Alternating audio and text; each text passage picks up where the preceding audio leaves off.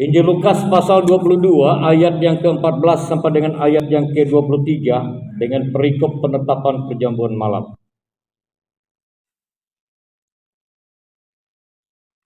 Ketika tiba saatnya,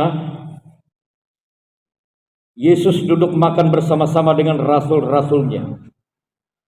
Katanya kepada mereka, "Aku sangat rindu makan Paskah ini bersama-sama dengan kamu sebelum aku menderita. Sebab aku berkata kepadamu, aku tidak akan memakannya lagi sampai ia beroleh kegenapan dalam kerajaan Allah." Kemudian ia mengambil sebuah cawan, mengucap syukur, lalu berkata, "Ambillah ini dan bagikanlah di antara kamu. Sebab aku berkata kepada kamu, mulai dari sekarang ini aku tidak akan minum lagi hasil pokok anggur sampai kerajaan Allah telah datang." Lalu ia mengambil roti, mengucap syukur, memecah-mecahkannya dan memberikannya kepada mereka, katanya, "Inilah tubuhku yang diserahkan bagi kamu, perbuatlah ini menjadi peringatan akan aku." Demikian juga dibuatnya dengan cawan sesudah makan. Ia berkata, "Cawan ini adalah perjanjian baru oleh darahku yang ditumpahkan bagi kamu. Tetapi lihat, tangan orang yang menyerahkan aku ada bersama dengan aku di meja ini. Sebab anak manusia memang akan pergi seperti yang telah ditetapkan. Akan tetapi celakalah orang yang olehnya ia diserahkan." Lalu mulailah mereka mempersoalkan siapa di antara mereka yang akan berbuat demikian. Bapak Ibu, selamat pagi, salam. Sebelum mengalami penderitaan dan kematian Yesus disalib, ia melaksanakan perjamuan malam, dan perjamuan ini adalah perjamuan terakhir bersama dengan murid. Karena selepas itu Yesus ini mengatakan bahwa aku tidak akan meminum anggur ini sampai kegenapannya. Pelaksanaan Paskah atau perayaan Paskah itu bagi orang Yahudi adalah satu peringatan dalam rangka untuk mengingat kembali akan pembebasan mereka dari perbudakan dosa di Mesir. Namun apa yang dilakukan oleh Yesus sendiri ialah merupakan pembaharuan, karena tubuh dan darahnya sendiri ia korbankan. Jemaat yang dikasihi dan diberkati oleh Tuhan Yesus Kristus, dalam peristiwa perjamuan malam bersama dengan murid, ada beberapa hal yang perlu kita renungkan, dan ini sangat penting. Yang pertama ialah kemudian ia mengambil sebuah cawan, mengucap syukur, lalu berkata.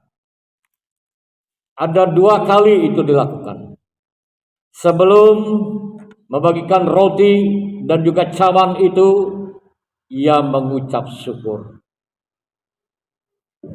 Padahal Yesus sebentar lagi akan menderita dan mati. Biasanya orang yang akan mengalami sesuatu yang pahit dalam hidupnya jarang mengucap syukur. Tapi di sini Yesus mengucap syukur. Bagi kita sebagai orang percaya sangat penting, ini hal yang mendasar, saudara. Mengucap syukur itu adalah suatu bukti pengakuan kita tentang Allah. Pengakuan kita bahwa apa yang aku terima ini berasal dari Allah. Sikap ketergantungan dengan Allah.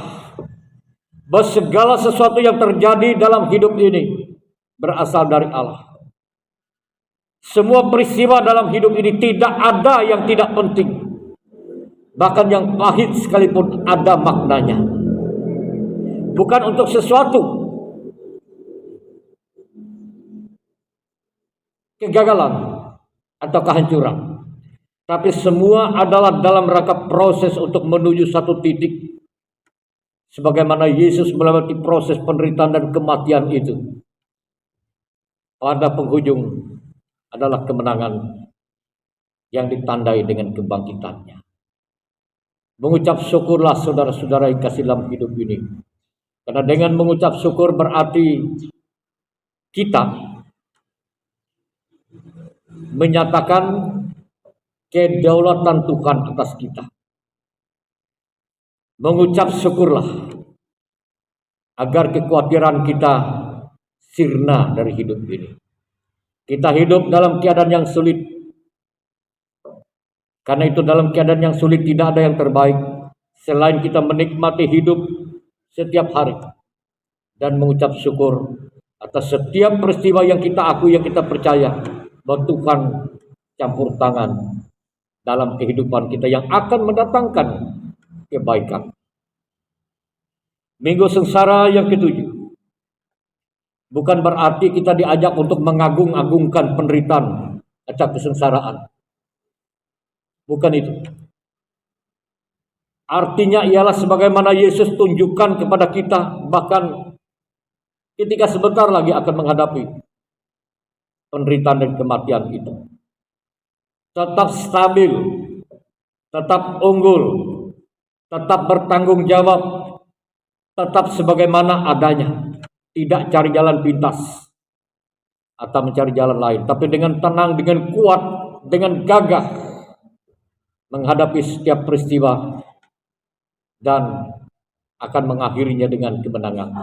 Tidak mudah memang menghadapi penderitaan, menghadapi masalah hidup, karena tidak jarang orang akan mencari jalan pintas, bukan malah mendekat kepada Tuhan, tapi malah menjauh. Dan banyak pertolongan-pertolongan yang dicarikan, tapi bukan yang daripada Tuhan. Mengucap syukurlah. Kemudian ia mengambil sebuah cawan, mengucap syukur, lalu berkata dan kalimat selanjutnya. Ayat 19, lalu ia mengambil roti, mengucap syukur, dan kalimat selanjutnya. Mengucap syukur. Yang kedua, inilah tubuhku yang diserahkan bagi kamu, perbuatlah ini menjadi peringatan akan daku. Ayat 19. Perbuatlah ini menjadi peringatan. Jadi setiap kali roti dan anggur itu dilaksanakan dalam perjamuan kudus, perbuatlah ini menjadi peringatan. Manusia ini sering lupa, karena itu selalu diingatkan. Setiap kali roti dan anggur itu kita terima menjadi peringatan akan daku. Kita akan selalu mengingat akan pengorbanan Kristus. Dengan ingat akan pengorbanan Kristus, berarti kita menghadapi penderitaan ini tidak sendiri. Bahkan Tuhan pun merasakan apa yang kita rasakan. Setiap kali roti dan anggur itu kita terima sebagai anggota jemaat Tuhan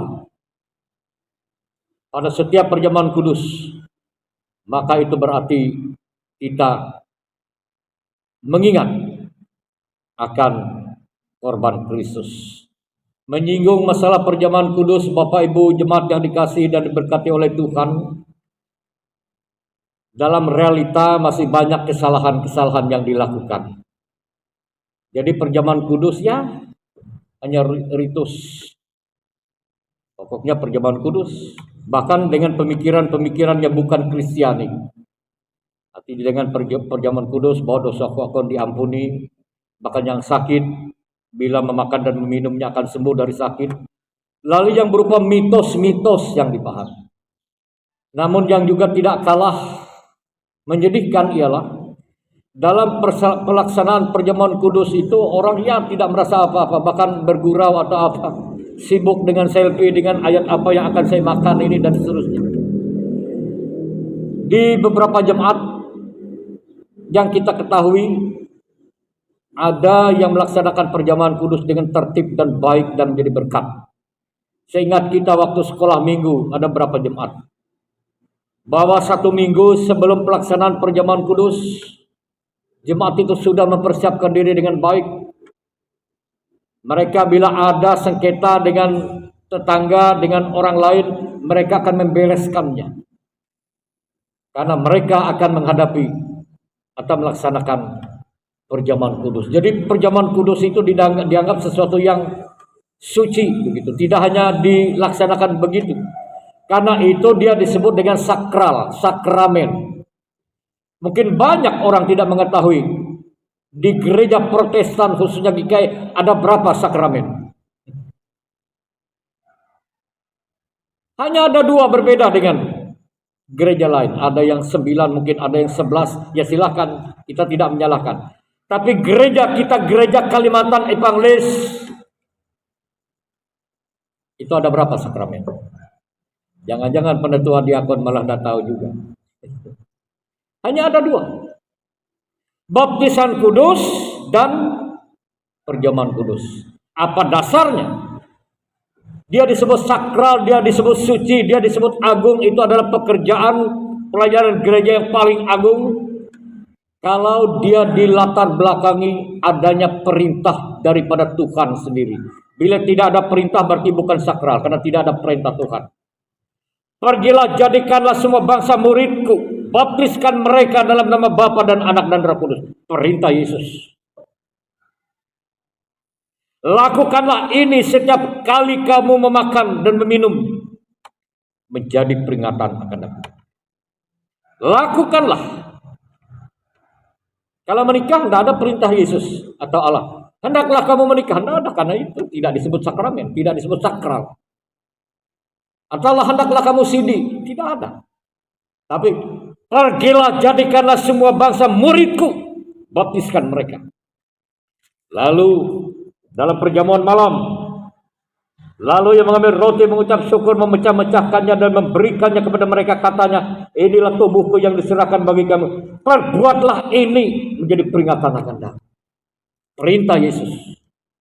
Jadi setiap kali kita memakan roti dan minum anggur itu menjadi peringatan akan Yesus. Peringatan akan apa? Peringatan akan Dia yang telah berkorban. Tidak ada yang lebih baik. Cawan ini adalah perjanjian baru. Kalau darah anak domba itu perjanjian yang lama. Ketika bangsa Israel keluar dari tanah perbudakan di Mesir, sekarang manusia dibebaskan dari dosa bukan oleh darah domba tapi oleh darah Kristus. Jadi itu yang luar biasa, saudara-saudara. Betapa berharganya kita manusia yang telah menerima korban Kristus. Itu hal yang sangat luar biasa.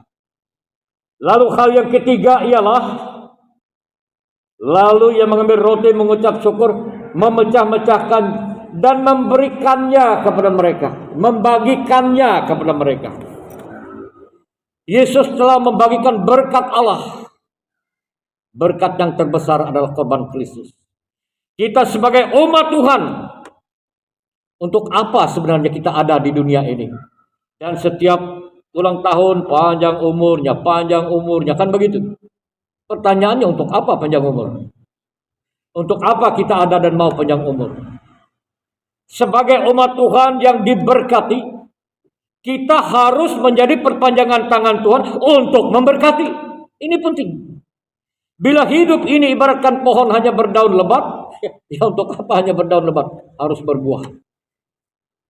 Karena itu mari kita renungkan di sepanjang kehidupan kita. Apa buah yang telah kita tunjukkan dalam hidup ini?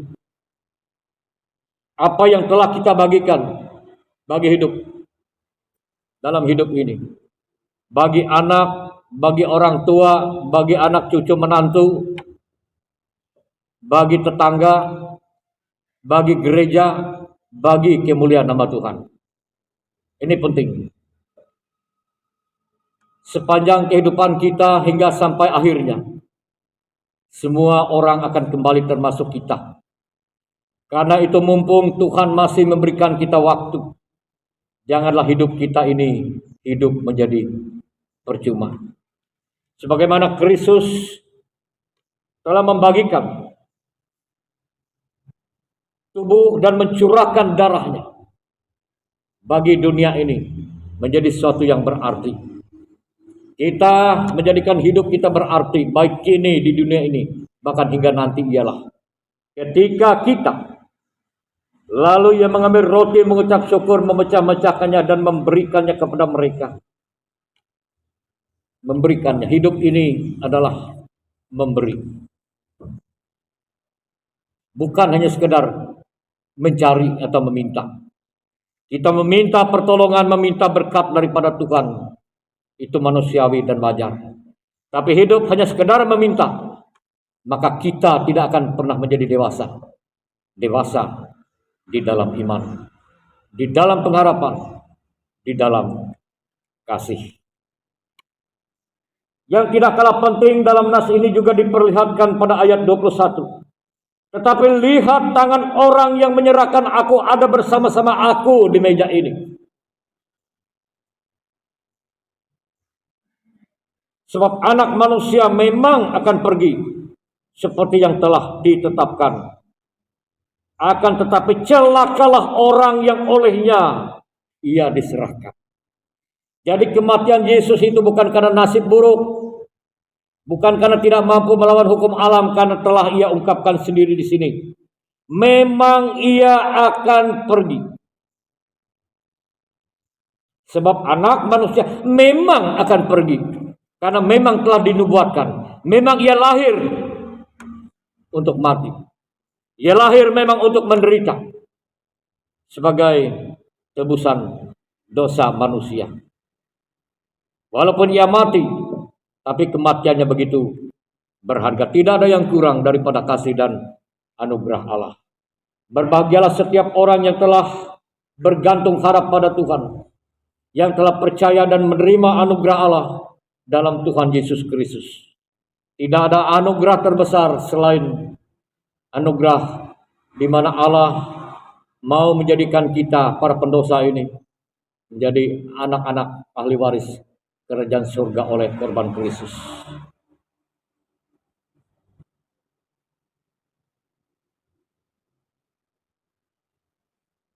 Tetapi lihat, tangan orang yang menyerahkan aku ada bersama dengan aku di meja ini. Bapak Ibu, apa yang menarik di sini?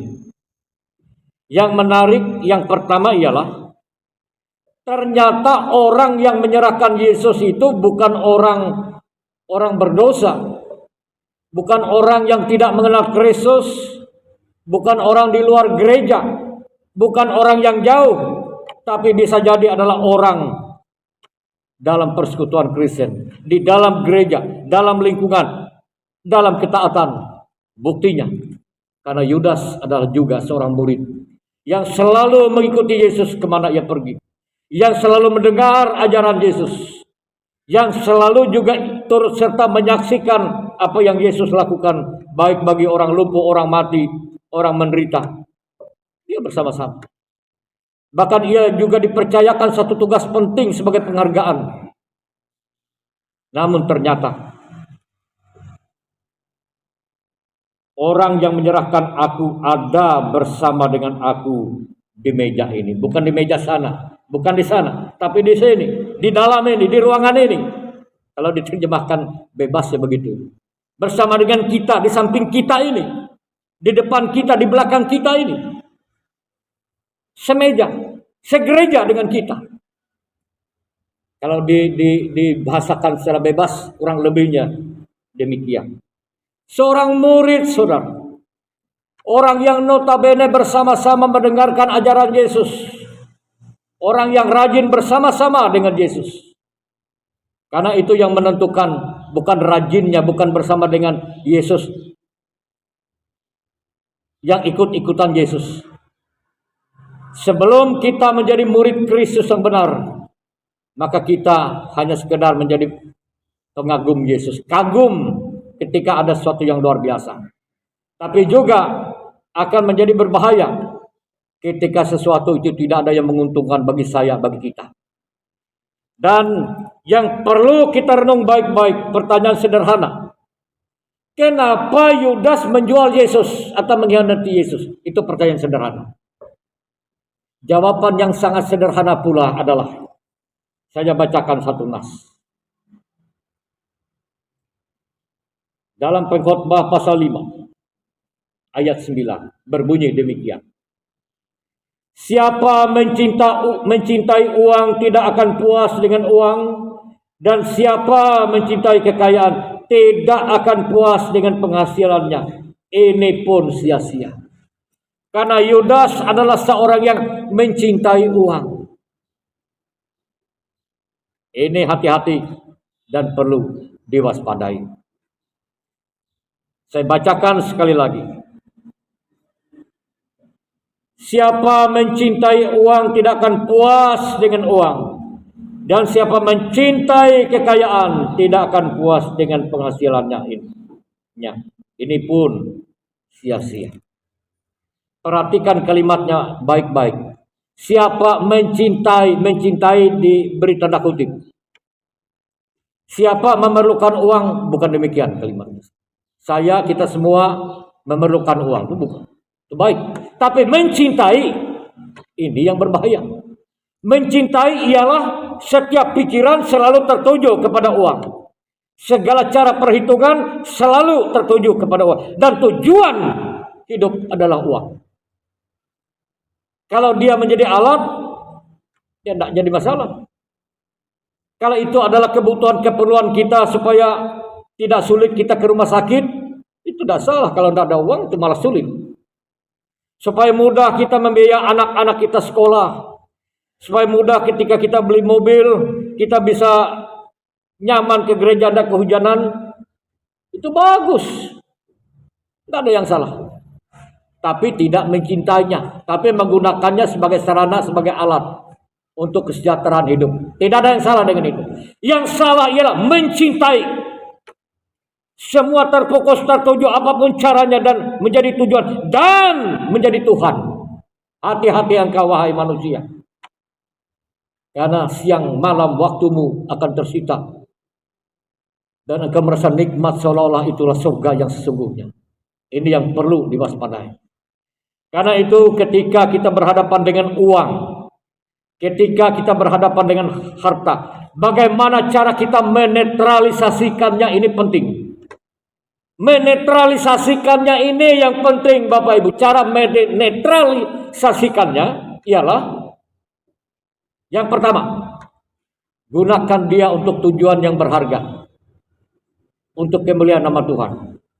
Kalau kita gunakan untuk kemuliaan nama Tuhan, dia tidak jadi kemana-mana, tidak akan jadi masalah. Yang jadi masalah itu ialah bila ia adalah kekasihku, bila ia adalah Tuhanku, bila ia adalah mimpiku, bila ia adalah Tuhan dan surgaku. Ini yang paling berbahaya.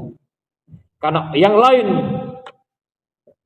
manusia lain itu adalah musuhku, sainganku. Baik atau jahat, bila menguntungkan, Anda adalah temanku. Bila Anda adalah orang yang tidak akan menguntungkanku, Anda adalah musuh. Bila kita mencintainya.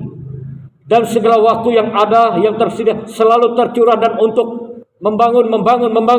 Bahkan Yesus suatu kali memberikan perumpamaan. Ada seorang orang kaya yang bodoh. Dia yang merancang nanti aku akan begini, membuat begini. Pas. Akhirnya dia mati. Nah demikian pun bila kita tidak hati-hati. Hidup ini sementara, saudara. Hiduplah dengan rendah hati. Bersyukurlah bila kita dipercayakan Tuhan dengan apa yang ada pada kita. Bila orang yang sederhana saja mampu bersyukur, seharusnya bagaimana lagi bila kita berkelimpahan sampai tidak bisa bersyukur dan berterima kasih kepada Tuhan. Dan menggunakan apa yang Tuhan percayakan itu menjadi sesuatu yang berharga bagi hidup ini. untuk mendekatkan diri kita kepada Tuhan, untuk mensejahterakan kehidupan, untuk menolong orang yang kesusahan, dan seterusnya. Itu tidak salah. Yudas menjual Yesus karena dia terlalu mencintai uang. Lalu setan menguasai pikirannya. Karena itu setiap pikiran orang yang selalu dikuasai oleh setan dengan bersanding dengan uang, dengan harta, ini berbahaya. Orang yang seperti ini menjadi benalu, menjadi penghancur. Bila dia ada dalam jemaat, bila dia ada di MPH, bila dia ada dekat dengan tetangga, bila dia ada bersama dengan kita. Dan menurut pengalaman yang kita perhatikan bahwa banyak masalah dalam keluarga itu biasanya karena berbagai masalah warisan. Oh, ribut. Karena warisan. Bermacam-macam trik, yang satu begini, yang satu begitu, yang satu begitu. Kenapa? Sebenarnya ujung-ujungnya karena uang, karena harta. Wahai engkau orang-orang muda, mari sekarang saya ajak kita. Kalau bisa. Karena pengalaman saya juga begitu. Daripada kita berebut masalah warisan, lebih baik kita dengan keringat kita sendiri mencari milik kita. Walaupun itu sederhana, daripada kita ribut memperebutkan warisan orang tua, gengsi sebagai orang muda. Kalau boleh, nawi akan keton bagi, keton hari jebeken. Aku nawi, berani tak begitu? Bila masih ada pikiran yang ingin mencari bagaimana supaya milikku lebih banyak, lalu berpura-pura baik-baik dengan bapaknya atau ibunya, karena ada trik supaya bapak atau ibu nanti senang dengan aku dan memberikan harta warisan yang lebih. Nah, ini trik hampir mirip Yudas dan akhirnya bisa jadi Yudas. Dan janganlah karena uang, karena harta malah menjauhkan kita daripada Tuhan. Yang baik ialah karena kita berkelimpahan diberikan oleh Tuhan, baik uang, baik harta, membuat kita seharusnya lebih semakin dekat dengan Tuhan. Amin. Amin. Itu yang jauh lebih baik. Tidak apa-apa, jangan takut dengan uang, jangan takut dengan harta. Yang penting bagaimana cara kita mendapatkannya, bagaimana kita menggunakannya, dan bagaimana kita mempertanggungjawabkannya. Disinilah perbedaannya. Tidak ada yang salah dengan uang, tidak ada yang salah dengan harta. Memang susah bila tidak punya uang, karena resep obat tidak ada yang gratis. Ke kamar kecil pun di beberapa tempat tidak ada yang gratis. Bahkan diantar ke kilometer 12 sekalipun tidak ada yang gratis, Pak, betul? Ya kan? Tidak ada yang gratis. Karena itu uang hal yang wajar. Yang salah sekali lagi, janganlah dalam hidup kita mencintai uang. Pikiran kita hanya tertuju menggali, mencari, mengali dan menambah, tapi tidak bisa mengurang dan membagi. Orang Kristen bukan hanya menadahkan tangan menambah dan mengalih, tapi sekaligus harus bisa mengurang dan membagi. Amin. Harus bisa mengurangnya dari hanya mengambil punya orang, hanya mengambil dari punya Tuhan, hanya menambah, mengalih. Kali sekian 4, 8, 12, menambah terus. Tapi tidak pernah membagi. Tidak pernah mengurang dan membagi. Malah mengurangi punya orang, mengurangi hitungan punya orang, menurunkan punya orang. Kalau perlu tambahkan. Nah, itu maju. Dan itulah cara. Kalau Yudas ini mengurangi. Ketika seorang perempuan yang meminyaki kaki Yesus, kedengarannya bagus-bagus teorinya. Biasanya begitu bagus. Untuk apa itu dijual begitu? Itu berpoya-poya. Seharusnya itu diberikan untuk orang miskin. Bagus. Tapi dibalik itu, karena pikirannya ada sesuatu. Karena itu pikiran orang yang terganggu oleh setan dengan uang, dengan harta, tidak akan pernah bisa maju, jemaat. Tidak akan pernah bisa bertambah. Yang bisa ialah berkurang dan berkurang. Harta warisan berkurang, aset-aset berkurang karena lenyap, hilang dan entah kemana. Tetapi orang-orang yang diberkati oleh Tuhan, yang tahu cara menggunakan dan mempertanggungjawabkan, maka jemaatnya akan melimpah. Kehidupan juga akan melimpah, semakin bertambah, bukan semakin berkurang. Karena dia berpikir waras, sober dalam bahasa aslinya, dan dia tahu mempergunakan hidup. Karena itu tidak salah lagu panjang umur itu. Jadi setiap kali kita menyanyikan panjang umurnya, seharusnya kita, Tuhan, apa yang harus aku perbuat? Itu baik. Apa yang harus aku pergunakan dengan uang? Bagaimana aku mempergunakan hartaku ini? Dan seterusnya. Itu beberapa hal penting yang perlu kita renungkan dari nas ini.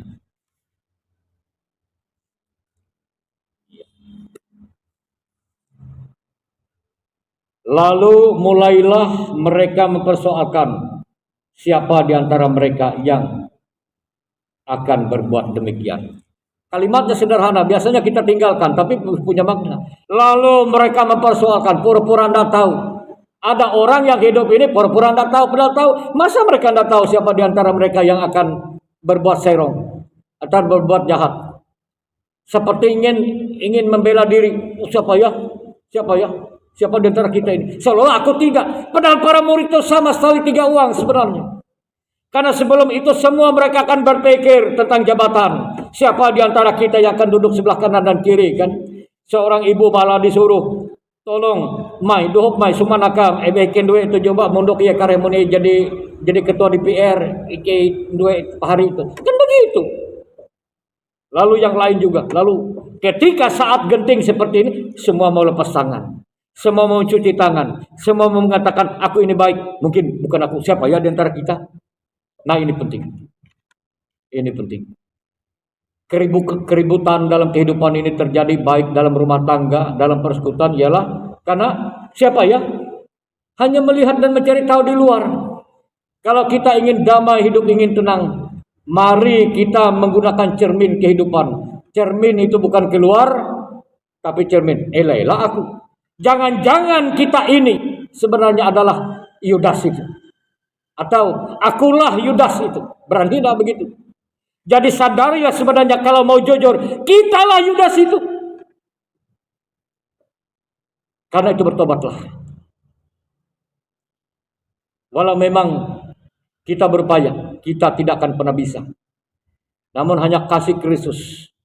Yang terbaik ialah sebagaimana para murid, Petrus pun tidak pernah lepas dan suci selamanya. Dia pernah juga menyangkal Yesus. Tapi bedanya ialah Yudas artinya genggam sampai apapun, tidak pernah lepas.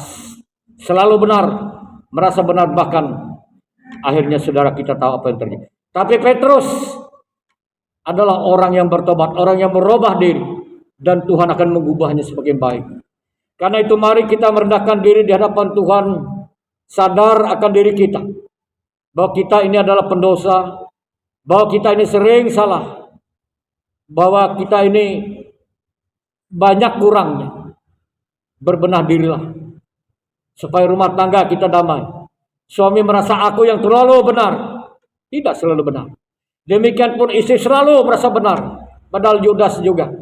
Anak juga merasa benar, padahal Yudas juga. Jadi kalau kita merasa bahwa kitalah Yudas itu, mari kita berbenah diri dan memohon kekuatan daripada Tuhan, supaya hidup kita hidup yang diberkati. Selamat menjalani kehidupan ini. Tetap kuat, tetap sehat, dan selalu meyakini akan pertolongan Tuhan, bahwa Tuhan adalah sumber segala berkat. Walaupun kita menghadapi situasi yang sulit, karena itulah maknanya Minggu Sengsara. Tapi janganlah karena penderitaan, karena kesulitan hidup ini, kita malah menjauh daripada Tuhan, apalagi menjadi Yudas. Tapi kita tetap konsisten sebagaimana Yesus yang mempergunakan hidup secara utuh untuk sesuatu yang berharga. Tuhan menyertai dan memberkati kita semua. Dan juga selamat ulang tahun ke-183 Gereja Kalimantan Evangelis. Selamat memasuki minggu secara yang ke-7. Amin.